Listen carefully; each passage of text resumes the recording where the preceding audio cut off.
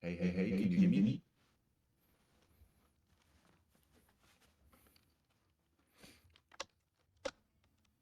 Marius, I guess you cannot hear me.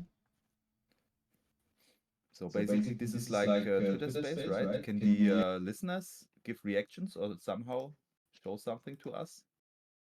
Ah, okay. You are raising your hand. Six. Shall we? Can you do anything else?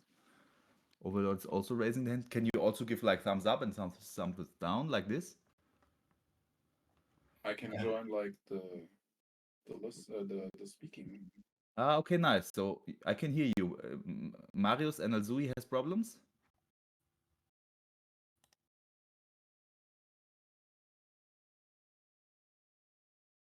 So you should be able to see the game now. 15 frames per second. Can't we ramp this up? Marius is off again. Nice. So guys, Okay, can you hear me now? yeah, can hear you Perfect. perfectly fine. Can you hear me good? Perfect. Yes. Nice. Um, yeah. So Direborn wanted to record this. Can you give us a thumbs up or something if it is working? Hello. Yeah, I think the camera can stay like this or not. More into Yeah. my face or Okay, thumbs up is there, so you're recorded. Yeah, welcome okay, nice. guys Hey guys. to to our first event. We are first timer with this, so if there's technical difficulties, please excuse us. And if you have suggestions or know stuff we don't know, you can just write it in the chat. Um, yeah. So our topic for today, um, or at least what we have planned as topic is like the game client. So we can show off the game a little bit. But if there's like other stuff which is interesting for you, and you want to see more of something, then you can just like write it in here. We don't have a strict schedule. We want to keep this about an hour long.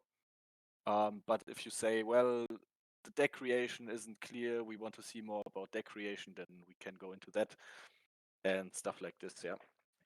But yeah, otherwise we would just like start playing the game and explain a little bit. Yeah. So shall we play against each other directly or do something with our decks? What do you think? I mean, since you're the one who's streaming, you could maybe go over the content of the game client a little bit, um, talk a Yeah. little bit about it.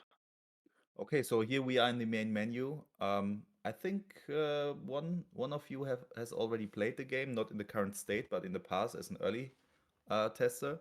I think Ruslan, you're the one. Now we have some settings here. You can mute the sound. We should maybe increase the sound so you can hear it. Ah yeah, do you hear the sound when I click here the click stuff? Um, we have a marketplace, so here you can buy packs. Now the set does not have a proper image yet, A very but professional image. yeah, yeah. If we buy packs, then it's gonna happen, and we can open the packs, and we get new cards. I mean, have already all cards, so this is not. No, I'm missing one card. I have 134 of 135 cards. Okay. The deck builder. So here I could go for something like this deck here or this deck, and then I can edit it.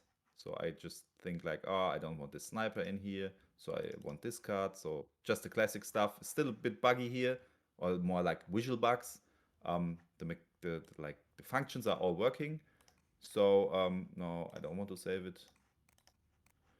And yeah, then we can play a game. Let's go for it, right?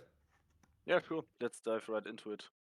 So maybe when you beat me, then I can change my deck and see if I have a chance. Sure, sure, we can So try it. um yeah, which deck should I play? I mean, I'm going for a relatively straightforward, aggressive deck, so I don't know if you already want to meta game against it, but go for it. Yeah, good question. I think Squirrels is new. Maybe Yannick has made this, right? Maybe, yes. I don't know it. I would go for it, but I could also take something. where no, it's not that bad, and it's gonna. Yeah. What do you take? I take Heart of the Foundry. Okay, let's go with squirrels. Oh wait, no, this is not the deck what I thought it was. Too Wait, late. it's a whole different deck. Egal. Let's play with these decks. Yeah. So what might be interesting for the viewer is that basically every like technical component is already hooked up. So Patrick showed you like the marketplace where you can buy booster packs. This is actually not a mock-up. You are actually buying booster packs on the chain also. So we made it possible that like the game client can talk to the blockchain, and same goes for games and for votes, because like voting is an important aspect of our game. It's already everything is hooked up to the blockchain. So for now it's testnet, so there will be a reset in the future.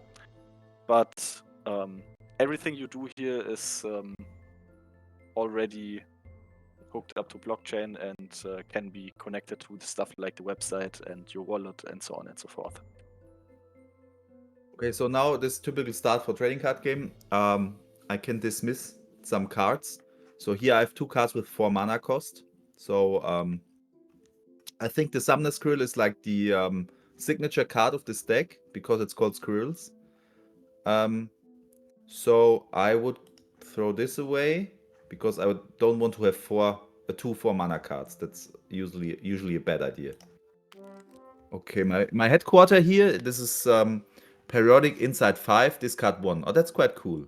So this will draw me a card because 4 inside means you draw 1 card. And discard 1 means I have to throw 1 away. So this will give me a lot more options when I'm playing, but it will deplete my deck much faster. And maybe against Heart of the Foundry, this can be an issue, we'll see. I can only play this, which will give me more mana. But it will follow up with this one, so I cannot play this right now. It's not gonna end well. Ah, wait, but I can play this guy then. Ah, but no, we don't want to do that.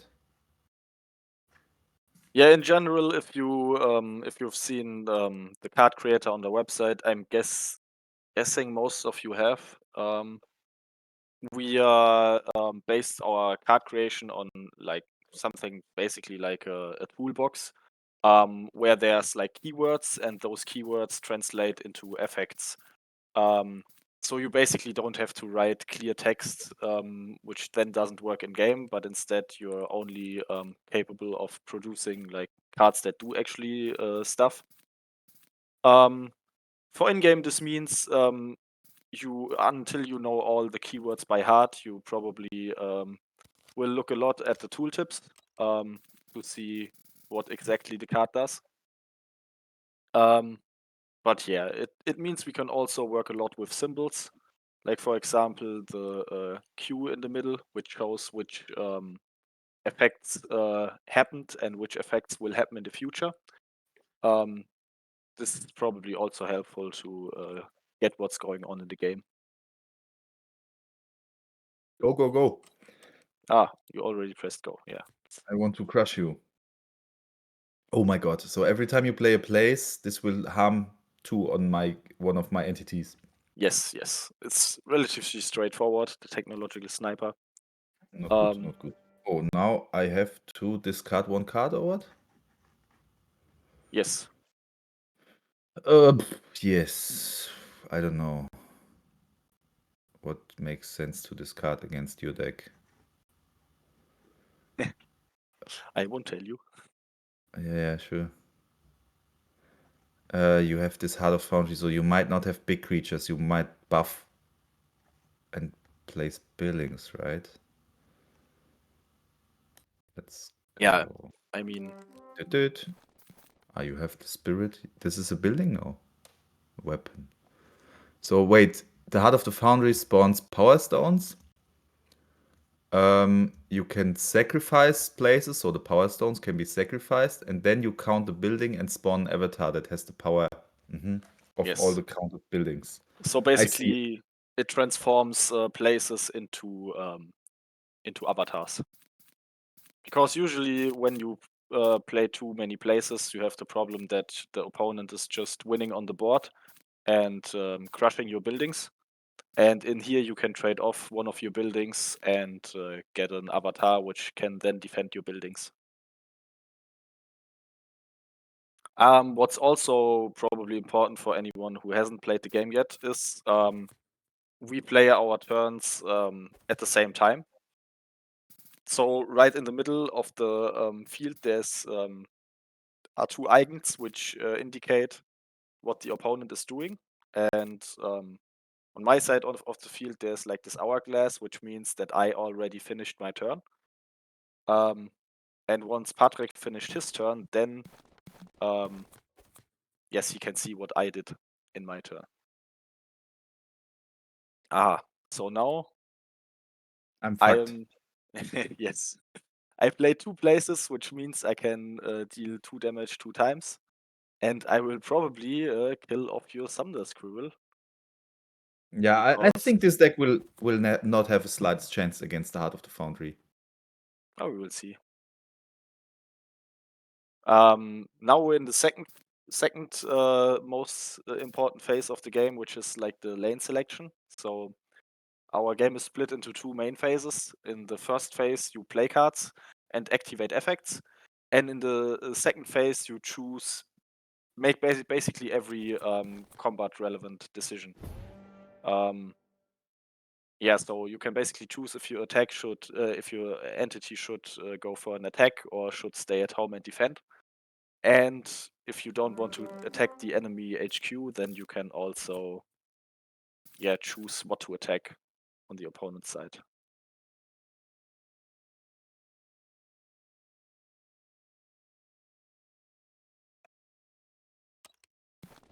Oh. No, not the second squirrel. Yeah, but I think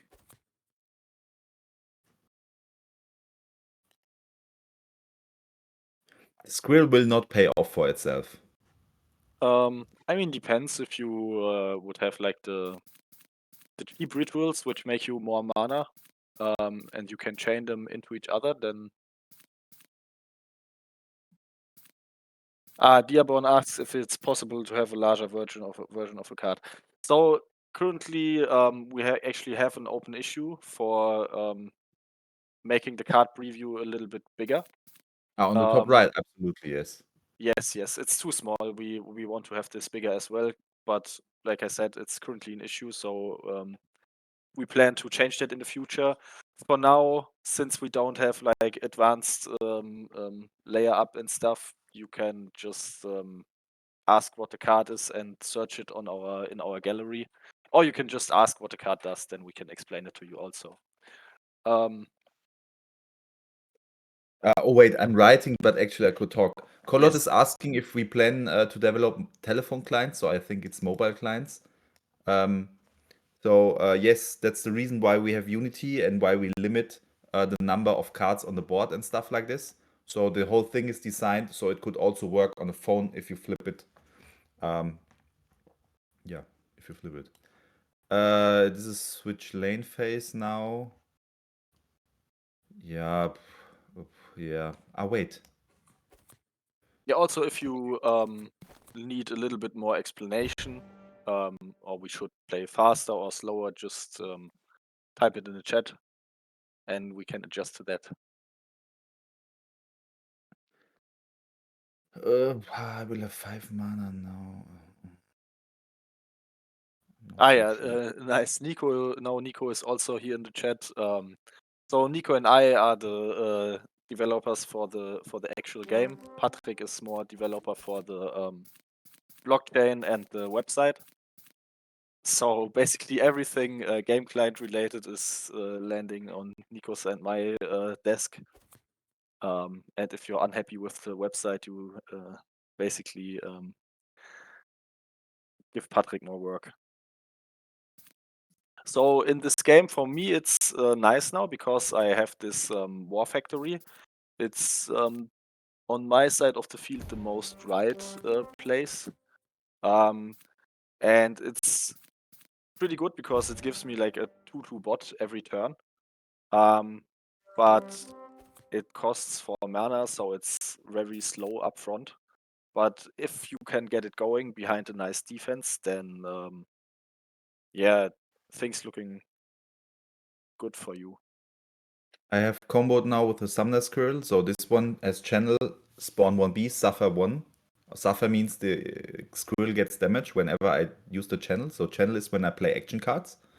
All these rounded top cards are action cards down here. So I played all of my action cards. Now I will get a lot of beasts, and the squirrel will die anyway. Let's go.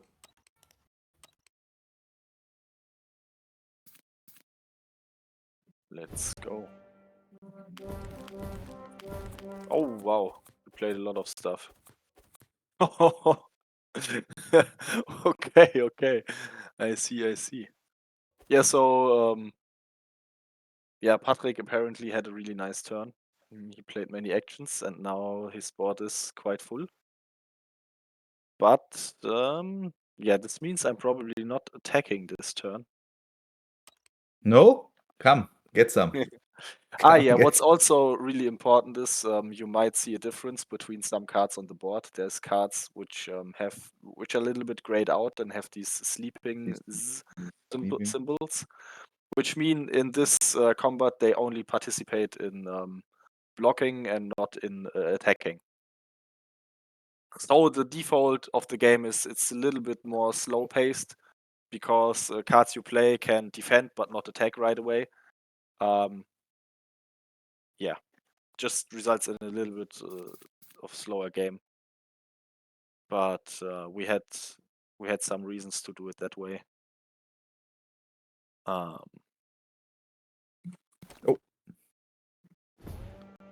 Okay, it's next turn already, right? Yes. I have no Summoner Squirrel left.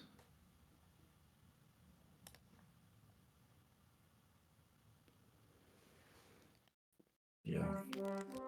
Did it. Yeah, I think this is an obvious play here because it will count the power of all my entities and then it will divide it by 4 and draw that many cards, or it will give me insight as high as this stuff. So now I have drawn a shitload of cards, really nice. What is this? What the hell? Why is this card so insanely bad? So it's an egg, it costs 3 mana and spawns 1 beast when it dies. I don't know why you want this card to. It's really bad. But okay. Yeah, Dearborn asks on which card games we were inspired of. So I actually never played Elder Scrolls Legends and Infinity Wars Animated. I never played these card games and I actually don't know the rules. So yeah, I guess this game is mostly inspired by MTG and Hearthstone because like Magic I played lots of and Hearthstone a little bit. But we actually like most of the stuff design wise was given by the fact that we wanted to have players play in parallel. This changed a lot of the game design, and yeah, because it's really difficult to make it work. So I'd say yeah, mechanics are inspired by MTG and Hearthstone, but the rest is basically result of the parallel turns. Because for example, if we're playing in parallel and I am playing a card which like removes an entity and the other one is playing a card which buffs the entity, then you get this race condition where the question is who played what first, what is resolved at what point. And to make that fair and predictable, we had to implement lots of different game mechanics. And same goes for combat. Like we couldn't go with the normal combat of like MGG where you attack and assign blocker. We also couldn't go with the Yu-Gi-Oh combat where you choose what you are attacking. I guess Hearthstone does it the same. So yeah, like lots of mechanics are out of necessity for the parallel turns, but the rest is Hearthstone and MTG inspired with the mana system, for example.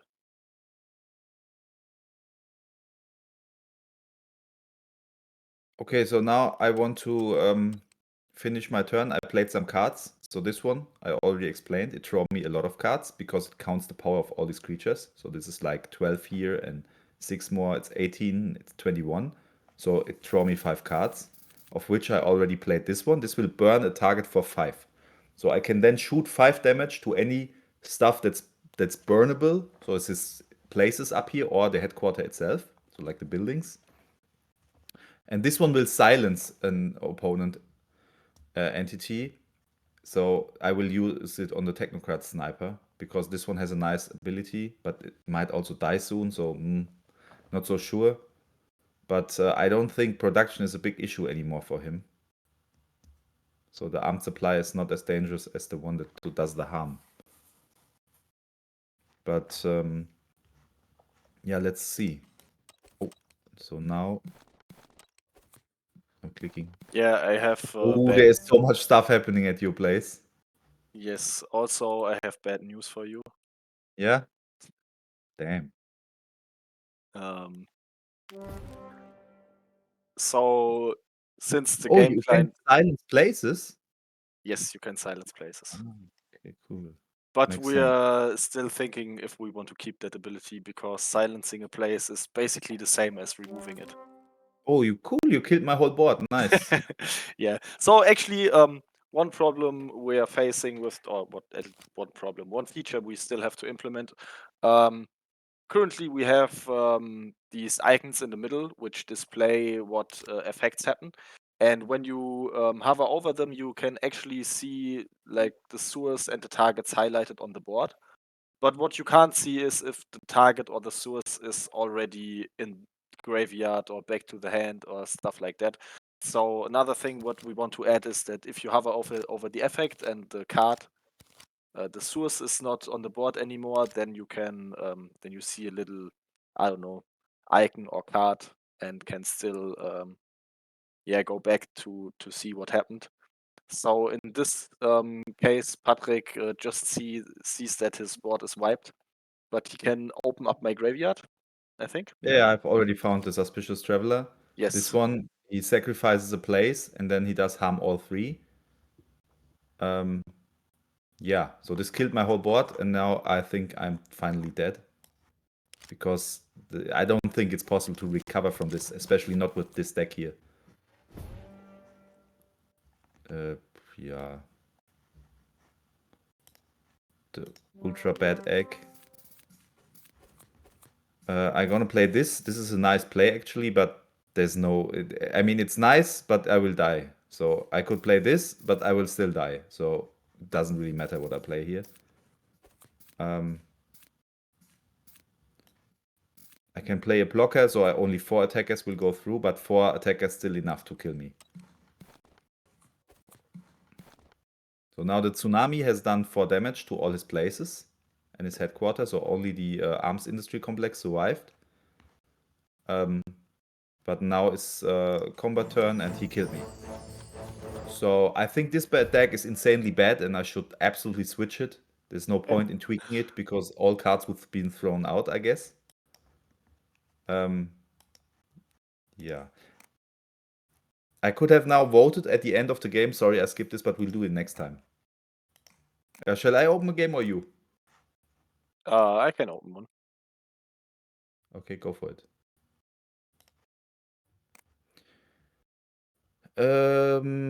Let's see what is good.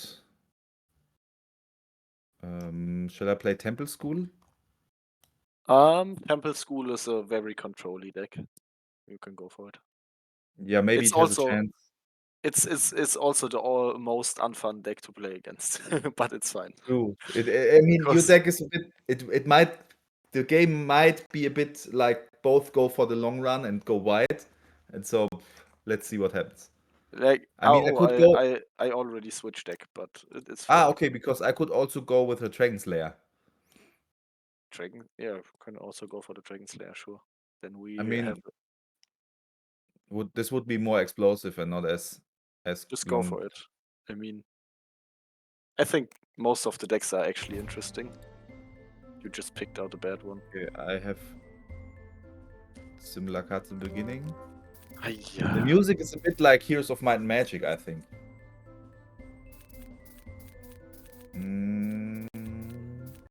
Okay, this hand is not the fastest hand. Maybe. So now I have a headquarter that's very different from the others.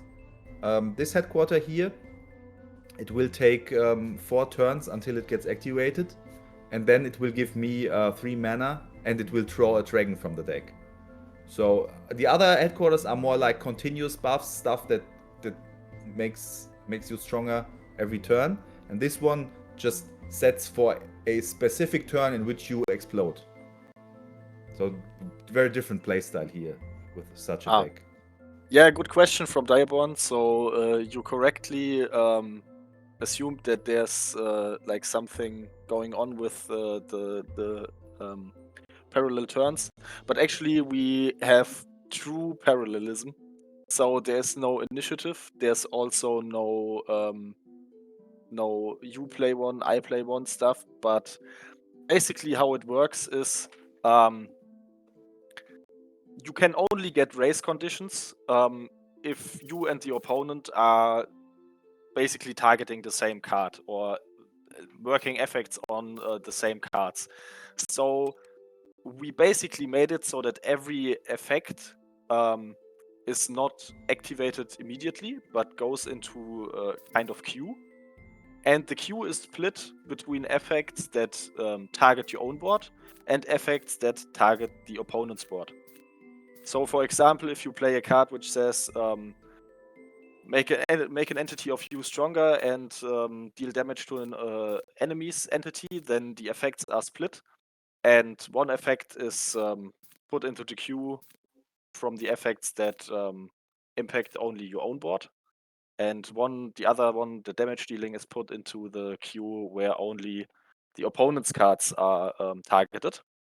And then when we are resolving the effects, then basically we both first target or resolve all effects that target our own board.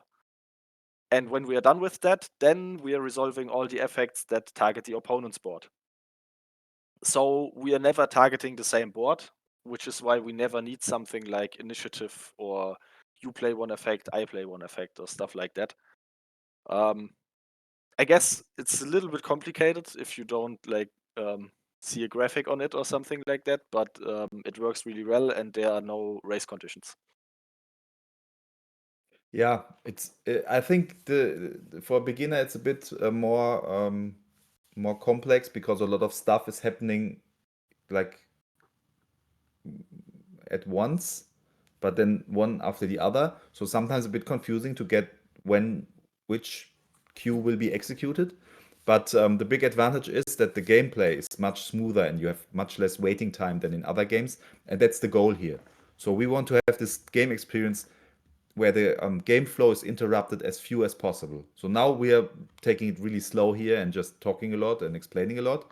But if we just play our cards, then the flow of the game is with less interruptions than Hearthstone or Yeah. especially Magic, which has a lot of game flow interruptions.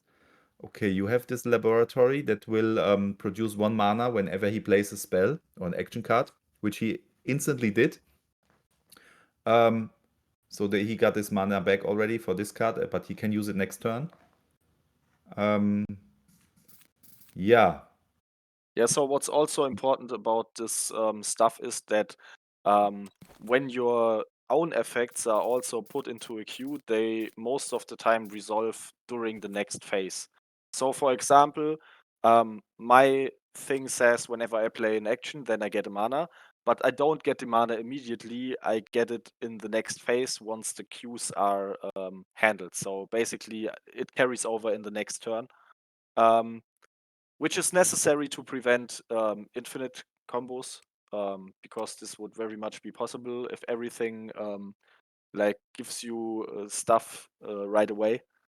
Then you could very easy loop off some cards, and that would be a little bit bad because, for example, if you would design a card which does something like this, every time you play action, you get a mana, and then someone creates a card which goes infinite with that, then one of the cards basically has to be banned. Or And nerf to hell, yeah. or nerfed, yeah.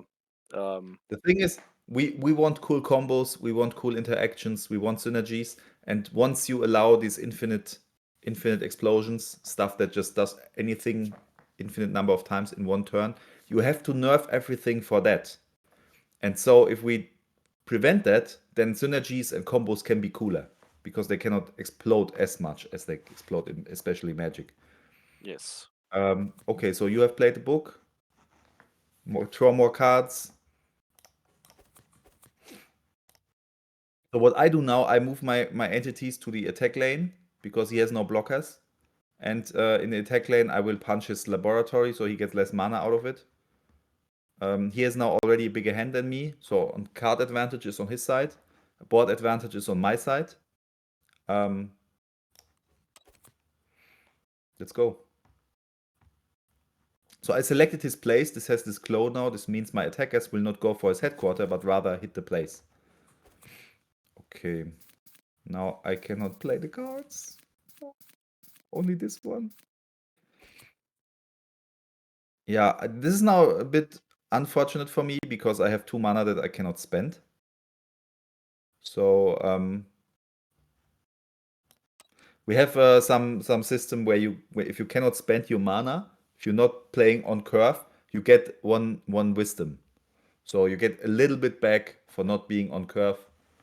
So just to balance this out a bit more, if you're not hitting the perfect cards.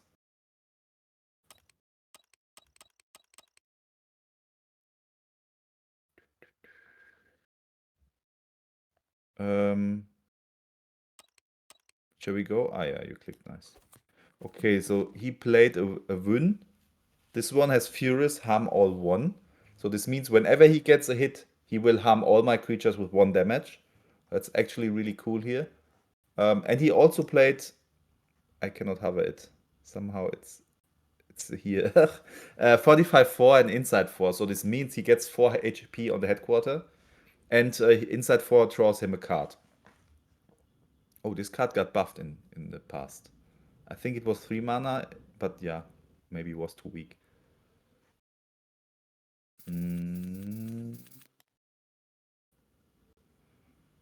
But I think he has only 1 blocker, so my Chonka will go through and hit the laboratory and finally kill it, which is nice.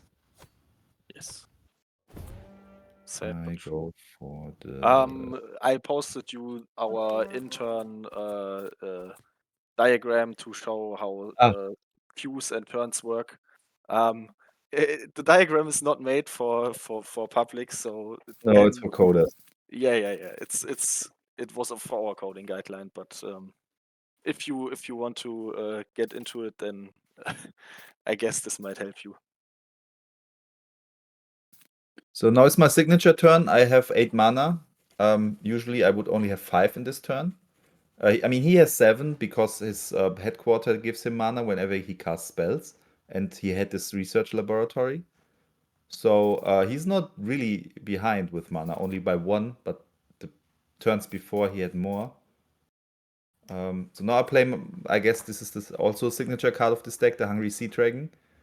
It will kill 1 enemy every turn, and the cool thing is it does it now. Not I don't have to wait 1 turn, but it will kill 1 entity now. So this is something that gives me direct advantage on the board, and I will push, make a lot more pressure on him.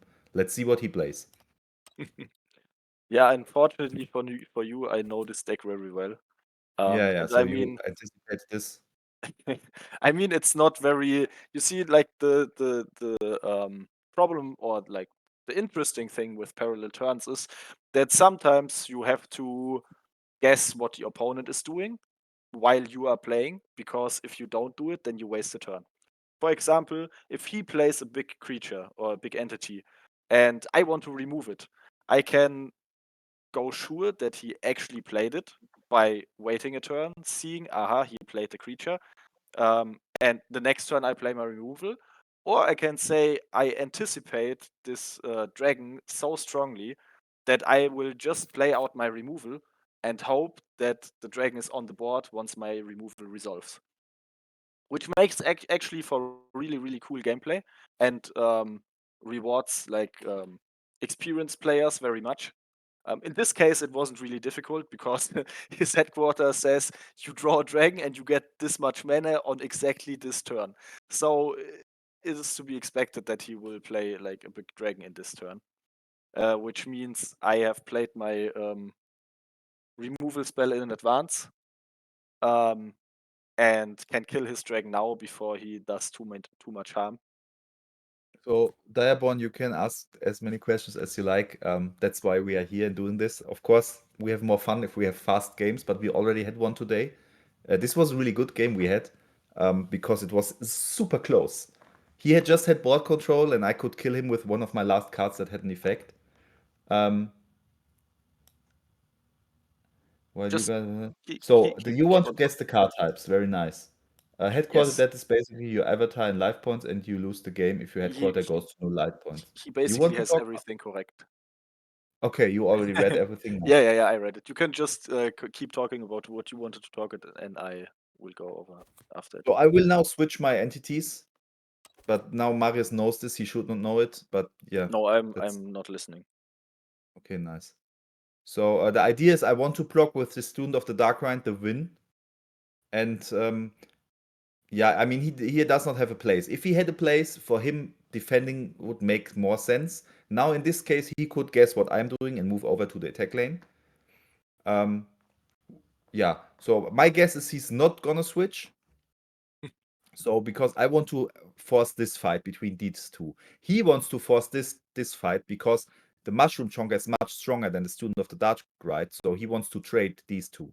But also the thing is, if Win kills the Mushroom Chonker, then the one damage of the Harm All will also kill the Student of the Dark Ride. So it's a much better trade with the Mushroom Chonker than with the Student. Okay.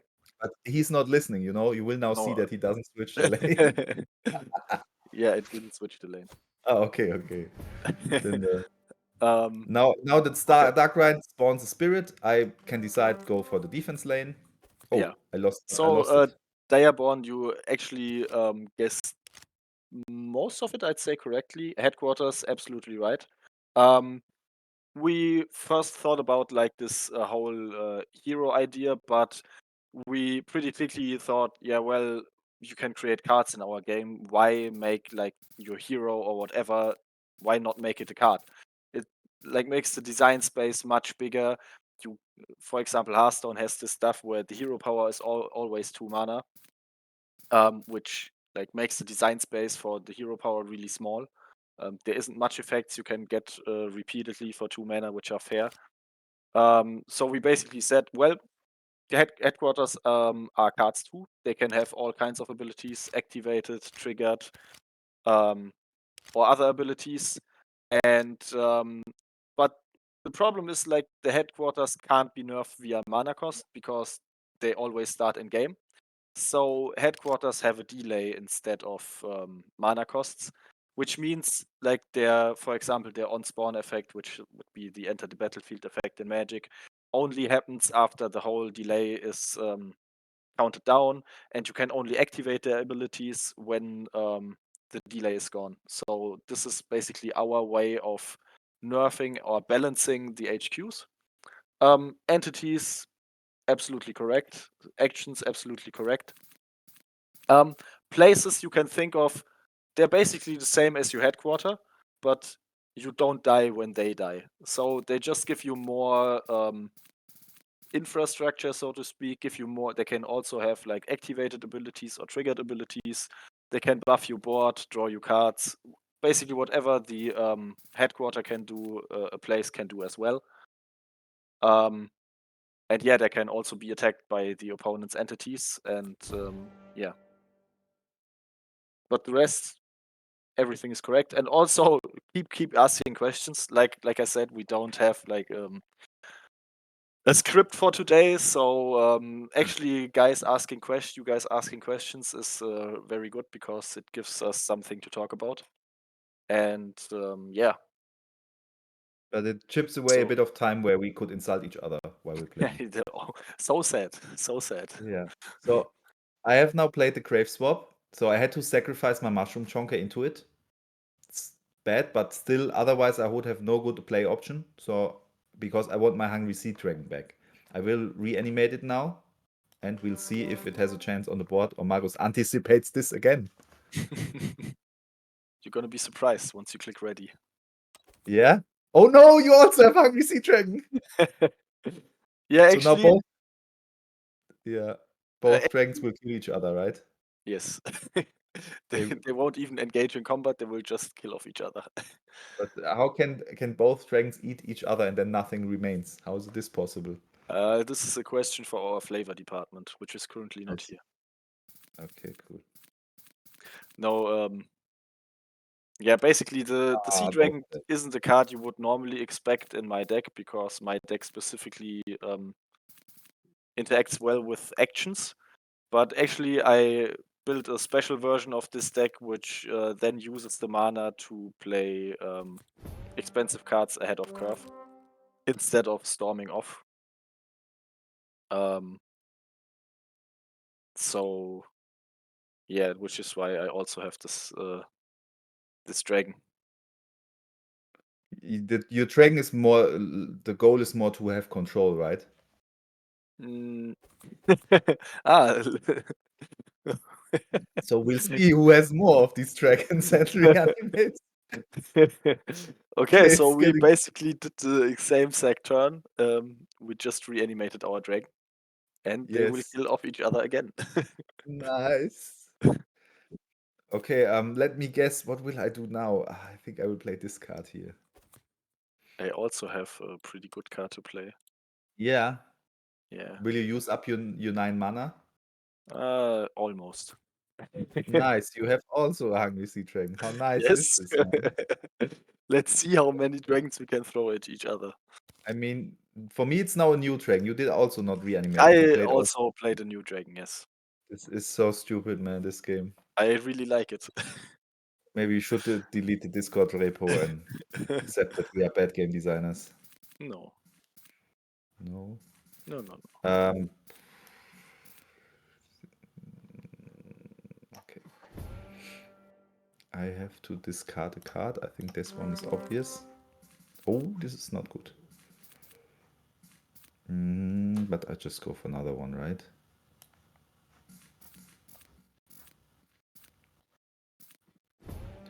Dun.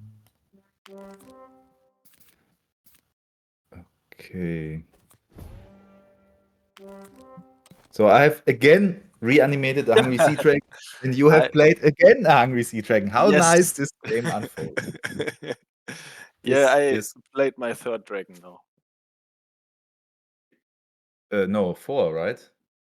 Yeah, it's the fourth, but I actually played my Ah, third copy of the it. third card. No, I reanimated once more. Ah, I'm asking once more for a reanimation. Let's go. Both will die. We already understand the basic idea of this. Yes, so I don't know if I really need this shit. Or this shit.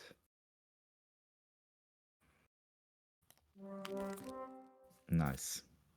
I'm such a fucking idiot. regrets coming in. I threw away the wrong card. I could have anticipated this. How sad. Yeah, although Patrick is much older than me, he doesn't have that much experience in playing card games, so you should excuse him. Yeah, please shame me more.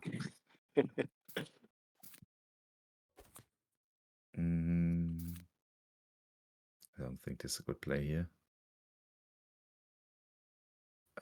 This has no activate.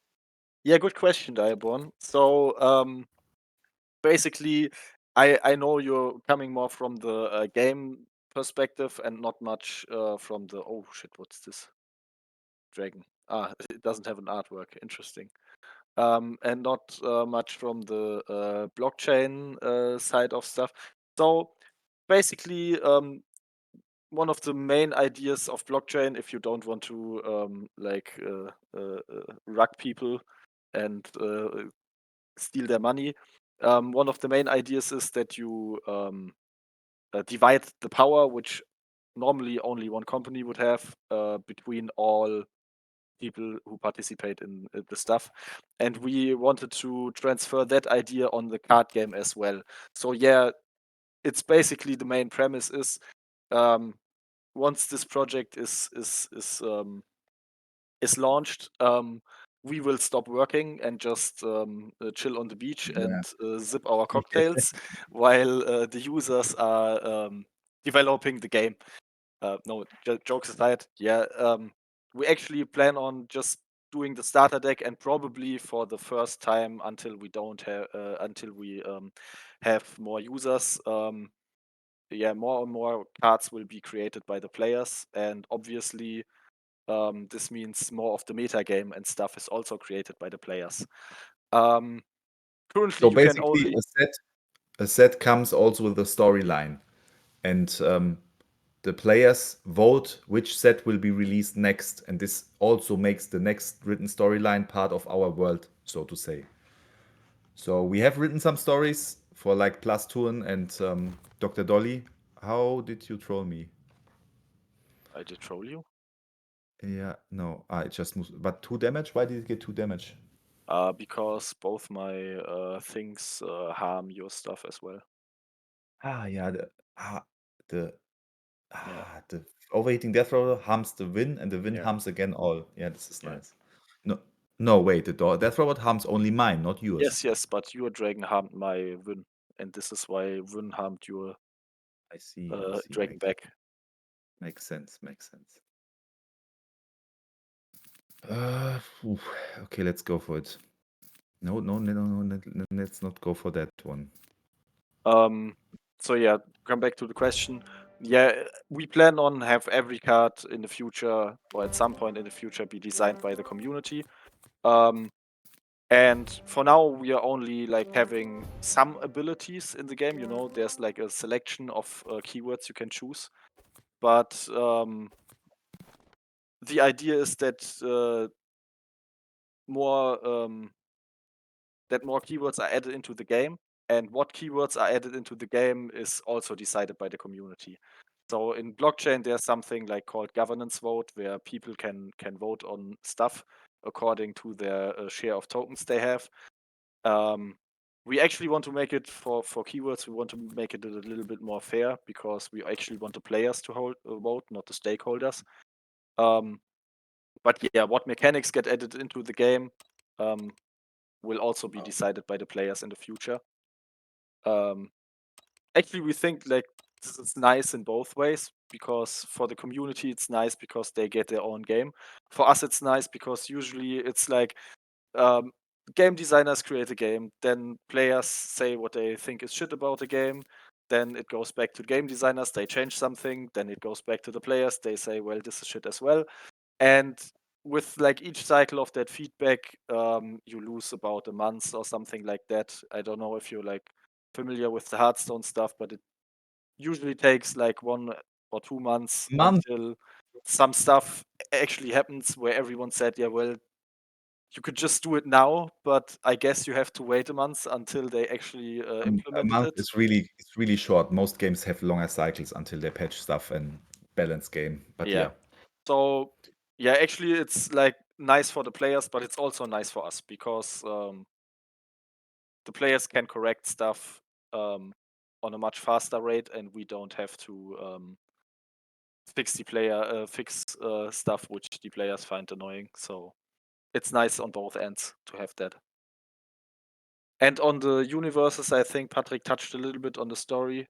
Um, we actually have for most of our cards, we designed a world.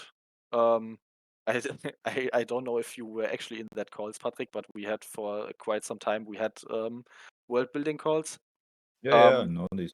where we designed the world and placed the cards into the world. So like these names with Sun Lin, for example, is I think a name which comes up sometimes. They are actually located in a fantasy world, but we didn't release it until now. Maybe we can look into that. We focused more on the technical stuff before doing world building stuff. But yeah, we definitely plan on expanding that. So I have now played the Lure the Pack, which gave me a couple of beasts, and then I have sacrificed the beast into a Crave swap and got my dragon back. And do you swap lane already? No. No. So and now I decided my dragon is okay to attack. Unfortunately, I logged in my lane swap and forgot to highlight the research laboratory. Really sad. Yeah, that's nice. If you're interested in world building, that's cool because we are so busy with all the technical stuff, and I mean, gameplay and fun must be the main focus. And once the game is fun, then you want to know what the world is. I think it's very rare that players are like, "Oh, this game is no fun at all and nothing works, but the story is really good." I think that's why we're focusing on making the game working now. Okay, you killed my guy but didn't lose anything, huh? What? I lost my will Ah, but what did you lose to the dragon, huh? to the dragon. My will. Yeah, but my attacker did not Yeah, kill your anything. attacker died before because I have 2 robots which each deal 1 damage before combat. You know. Ah, oh, why are these robots? I am not understanding this game anymore. I'm too old. What What you see? robots? My robots I on the don't get. battlefield. Ah, they did do harm all one every turn. Yeah, sure, makes Yes, sense. yes, yes, yes, yes. How Yeah, good nice. question by Colot. Yeah, actually, we've experienced that by now. That of course, there's like a lot of I don't know what's the right English term for it. Suspicion, I guess. Like, not everyone trusts crypto. Not everyone wants to like create wallets and stuff. I was actually one of these people a few years back, also. Um, so yeah, we have implemented some measurements until now. So, for example, usually you would have to like sign stuff with a ledger when you do transactions. And we found a nice way around that in the game client, so that you don't have to sign transaction with your ledger. But yeah, we also try to make a wallet-free version of the game possible, where you can, I don't know. The thing is, maybe it's best if Patrick answers this question, um, because he's like on the blockchain side. But I'm thinking the biggest problem in going without wallet is that, of course, we can create you a wallet. We can create a wallet for you, and you access the wallet via normal password stuff, and it's completely interfaced from you. But then it wouldn't be trustless anymore because we would actually store your wallet stuff with the user word and password, and then if we want to like fuck you over, we could do. So this is nice for non-crypto users, but it's not nice for crypto users. So we probably have to implement both. It's basically you can choose then if you want to trust us, like you do in every other card game, or if you don't trust us, and then you can manage your wallet by yourself. Yeah, yeah. I think the main idea is to attract non-crypto users by offering a game that's nice and you can play like the basic game without any wallet and anything. So you just download the client on your phone or on the PC or somewhere, and then you try it out, you play a bit, and you think, oh, it's cool. And then you're like, okay, but all this funny, I can vote on stuff and I can like get this in-game currency by playing rounds and so on and buy booster packs. It's not available now. I need to install Kepler Wallet or whatever wallet we use then. And so then you're like, okay, maybe I give it a try, and then you can still play it, and you not have to buy any strange coins first. So the idea is you can always play the game without buying any coins, and then you earn the in-game credits, and then you're like probably, okay, this is blockchain, but this is not as strange blockchain as the other blockchain stuff I've seen, where I first need to buy some coins and buy some NFTs to actually be able to play this game. But you can just do it and can get a touch into it. So this is the main idea how we want to do that, so that you're not forced. You gotta win again. Yeah, but it would be technically possible to have normal user authentication, right, Patrick? We Uh, just like store the secret key of the wallet on our server, and you access it by username and password, and then we do everything for you. This would be possible, right? it's possible, but yeah, It's a little bit against the idea that the No, project. we have actually built this in the past. We have built Yeah, this in the past. I think the better approach is just to let the users go in without anything, and once they want to do it, give them their key and they should manage it. I mean, we could offer some kind of key backup service where the key is at least encrypted with your user password, and we cannot get it, so we cannot steal your funds. And if we get hacked, it's not big deal, but you can recover it. But that's all not the best. But we can do this, and it's not off the table. yeah. I mean, yeah, yeah. But we True. spent too much time in the past into these systems instead of just building the game and getting ready for the market. So Yeah, I I mean, guess maybe we go like for the testing. We maybe remove some of the wallet functions and have you just play it with your Discord user or something. I already started building a Discord authorization. Um, but then you can't like do blockchain interactions. You won't be able to buy packs and you won't be able to vote on cards because for these interactions you actually need your address.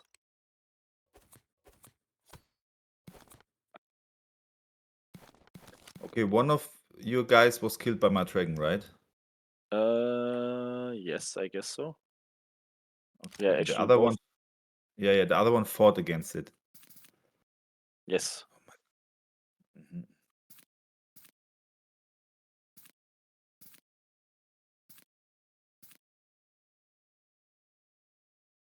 Yeah, my deck is almost gone.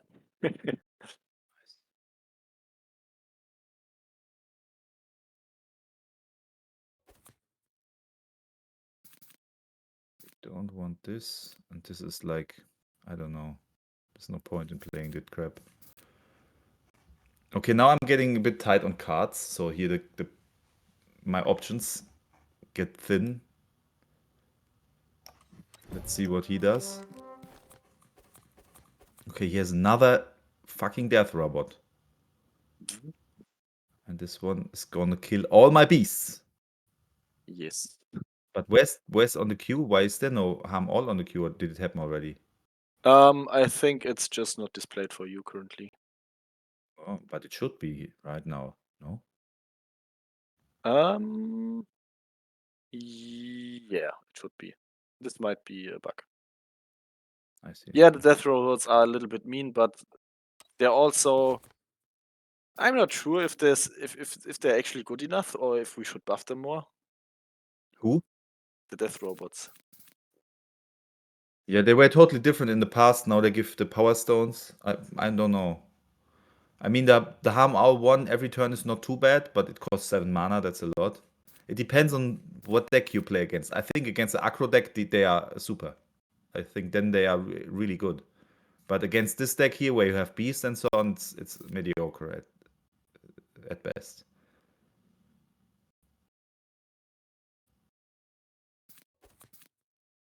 Ah, great sequencing done by me. Yeah. No. Oh my god. Raining sparks. Oh, fuck these dragons, man. Why does your overheating death robot not die? Why should he die? Because he got so much damage. Yeah, Oh my god. apparently 6 damage. Oh my god. Oh my god. Uh,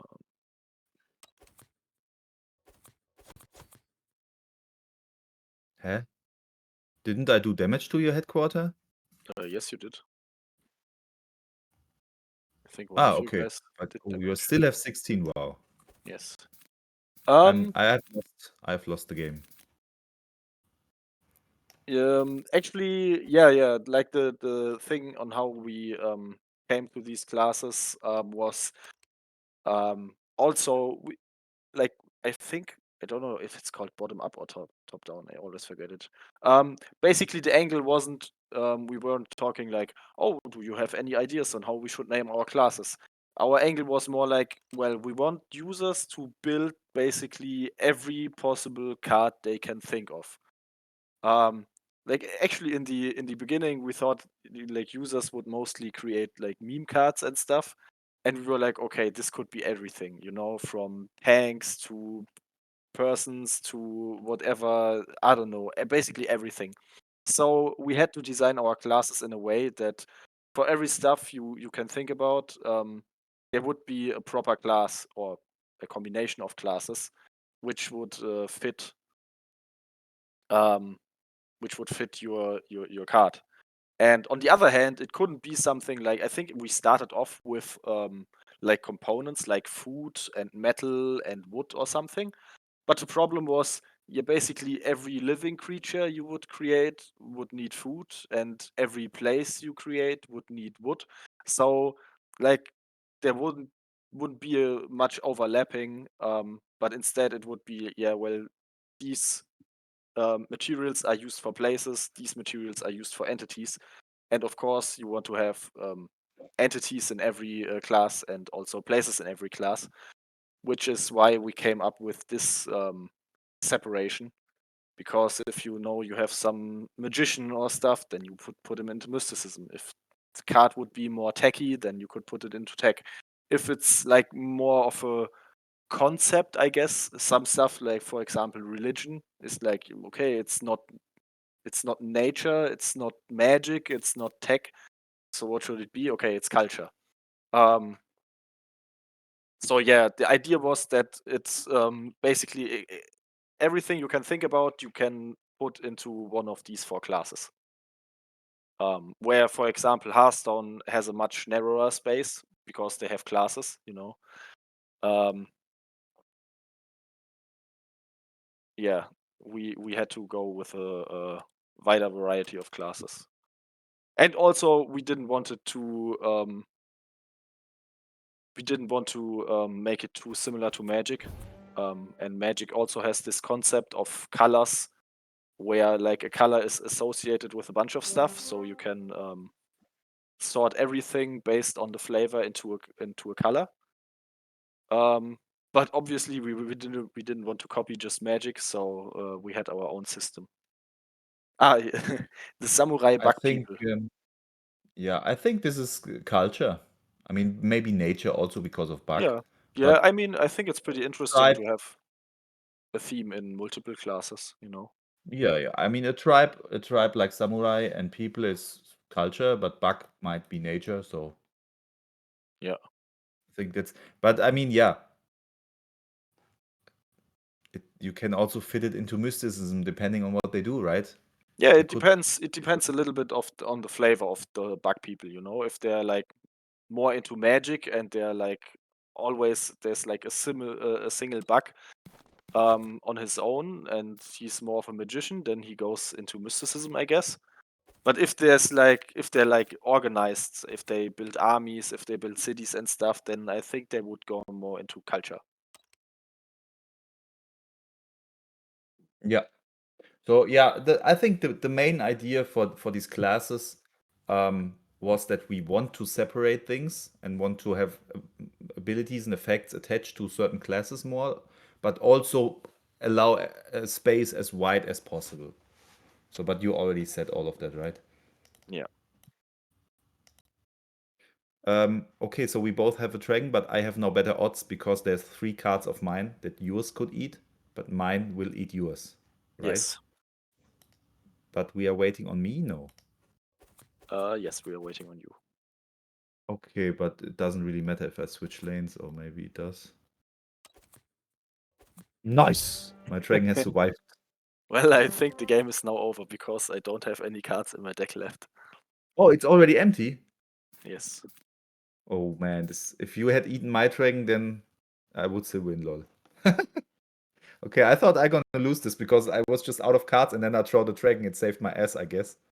No, my deck is more of a combo deck where if Yeah, I yeah. like I have three big robots and three big dragons, and if they are gone, then they are gone.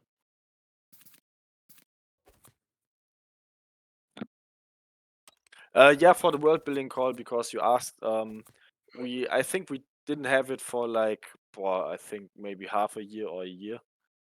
So it's not a call we would have regularly. But if we like discover that world building is something which is like really important for the users, then we of course can allocate more resources to stuff like this. Um, for example, I thought like the voting system could be also applied on stories, where you like publish a story, for example, and if enough people would approve it, then it gets basically added to the canon. So if, for example, we have our base lore and then you write another piece of lore about like for example, the samurai bug people, which would live also in Sunlin Forest, and then enough other users say, yeah, this is a nice story, this is nice lore, and give their upvote, then the lore is officially canon. And if they say, no, no, no, this makes no sense. Like in Sunlin, there already lives this and that, and it makes no sense that there would also be samurai bug people. We will reject the story. Then it doesn't get added to the canon lore. I could imagine something like this. And I mean, of course, the blockchain team has much stuff to do, but maybe this is a possible feature. I don't know how complicated it would be to implement it. I think it's possible. It's doable. It's just we have other things first we need to finish, so we get the early access stuff right and everything. But I don't think it's too impossible. But I think what we should do now is give the guys who are here the OG role and get them into some channel for the insiders, and then we could there spin more around world building and think about this stuff. I think that makes more sense, right? Do we have I the mean, OG role already yes, and yes, can give yes, it out yes. We now? have.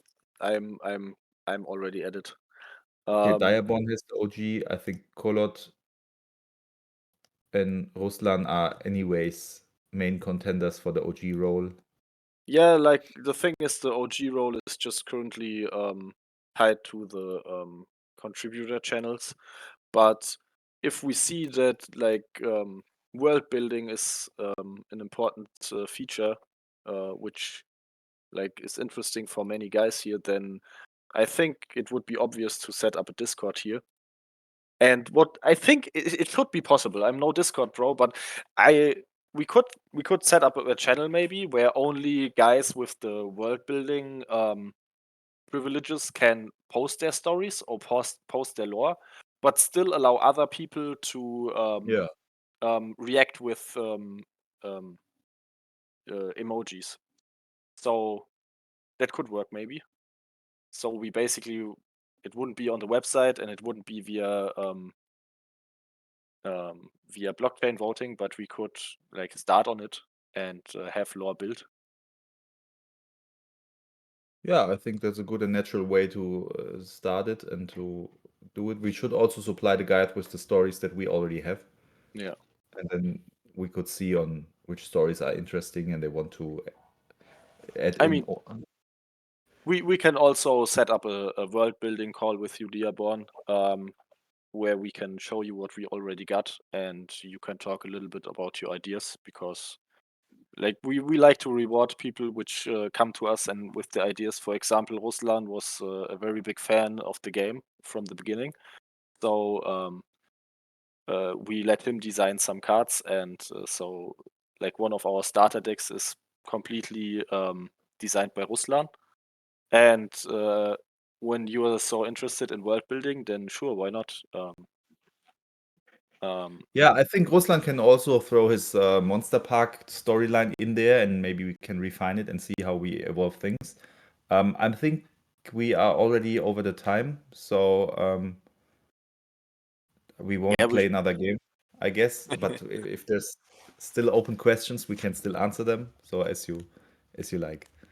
yeah. Um, yeah. So Dearborn, in which time zone do you live? So we can have a call set up. And also to the others in here, maybe you are also interested in joining the world building call. Um, but I think Yeah, I we guess will Anna will also be very interested as she has led the world building in the past. North America West. So right now it's noon or something for you, right? Or maybe even a little bit earlier.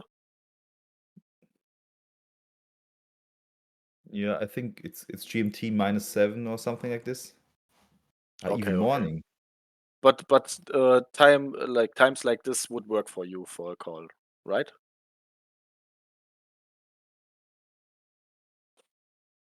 Yes. Very nice. Okay, let's see then. Um, yeah, problem is like Anna is not here, so we cannot ask her. But we will write you. Like I will Yeah, yeah. talk to Anna Let's this get back to morning. this. This is The next usually the hard part. She's in Vietnam, so she's like much earlier than we, or like her daytime is more advanced. We are in Europe, and you are in the US. So, but we're gonna find something. That's Yeah, usually it yeah. always works. Ah, Oh you are yeah. also Vietnamese. Ah, funny. So, but Anna is actually not a Vietnamese. She's Chinese, but she came to Germany and met us, and now she's in Vietnam because of her other friend who's there. But it's all fine. Yeah. Yeah, cool, cool.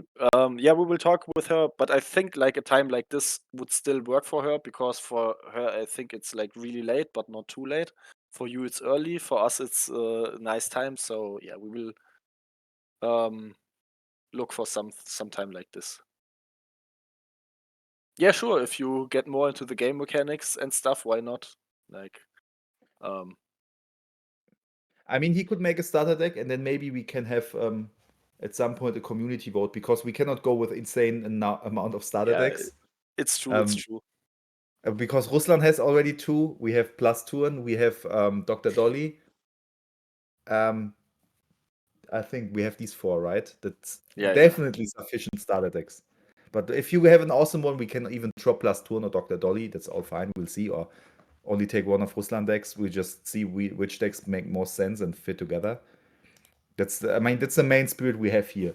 Just let the community do stuff, we do stuff, and then we find what's nice and what makes the game the best, and then we narrow it down.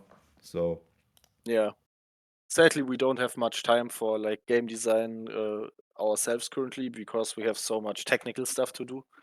Um, but yeah, like our main idea with these calls as well is to like get you guys on board to explain our thoughts to you, to explain the game to you, and basically get you to be you like the first like real users, the real educated users, I guess.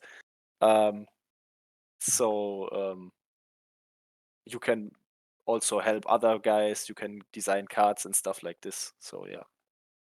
I think we will like have a call or an event like this also next week. Um, because I think it was useful, was cool. yeah. Um, I think you wanted to do a play test where someone from the community plays the game, or even two guys, or yes, something like. yes. So my idea was that we could use like this call we had today to show off some stuff. So not everything is new for someone who wants to do community playtesting. Um, but yeah, I will also set up an event where we do some community playtesting. I just have to do some technical stuff in before. Um, yeah, yeah, yeah. We know like the polish and visual effects. We're not like a triple A company. We're just two two hardworking guys in the game client. No, just joking. We don't have like a visual effects specialist or something. You know, I just worked a little bit with Unity in university, and Nico taught himself everything he needed to know while we were coding on this project. Um, but yeah, our main focus was to get it like the mechanics going, um, and the tech behind it going, and then polishment will come afterwards. But yeah, we will Okay. come back to you and invite you to a call, and by by that, I think we can close this show off now. And It was a pleasure. yeah, it was a pleasure. It was nice that you were all here. Um, what what Oh, he wants to talk. We can also get him on the stage, sure. yeah, this was Michael, I think. Yeah, you can talk now. Right. Thanks, Ruslan. You have Yeah. really You have really, what do you say, accepted, tolerated our game in a stage where everything was really shaky and so many bugs, and it's no longer crashing. That's really nice. So, but back then, I mean, just sometimes the game just crashed and everything. So, yeah, we're really grateful to have you here and support us over this long time. Overlord of Ownage, you want to say something? He was trolling us with the thing. Huh? He was pressing the I want to speak button the whole time. So Just clapping hands. That was I want to show that I'm clapping hands with off and on and off and on. I see. So Okay. you're Just a not round of owning us now. applause for you too. No troll. Okay. Okay, guys. Then have a nice day. We will hear each other in, I think, latest in a week, and maybe earlier if we can get a call going. Bye bye. Yes. Bye bye.